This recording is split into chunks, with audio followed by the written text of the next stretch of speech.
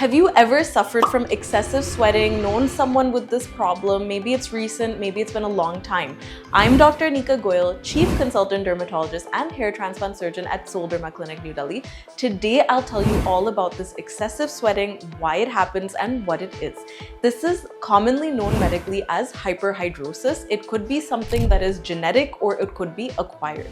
Now, what happens here is you'll see excessive sweating commonly over the face, underarms, palms, soles. It's so disturbing to anyone suffering from this. It's not a regular type of sweating. It is not heat dependent. What happens here is there's cholinergic stimulation of the eccrine glands or the sweat glands, which leads to excessive sweatings. Our options are limited for treatment, but don't worry, it can be treated, at least to give you symptomatic relief. Now, the first thing is we have to identify, is it genetic, which means you've had it since childhood.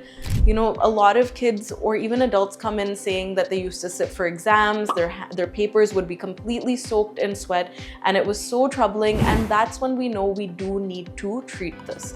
Conditions such as diabetes, hypothyroidism, some medications can even stimulate the sweating, and it could be acquired later in your life. Now, the few things you can to treat this. The first is we can use topical antiperspirants.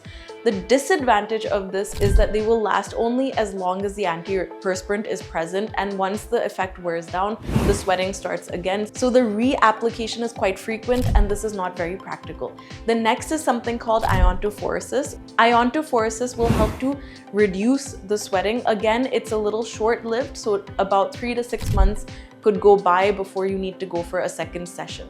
One more option is Botox. So Botox is not just a cosmetic treatment. It can also be used for this excessive sweating, whether it's the face, the palms, the soles, and it does help you go through a good 6 months sweat-free, and I think this is a great and easy option to opt for.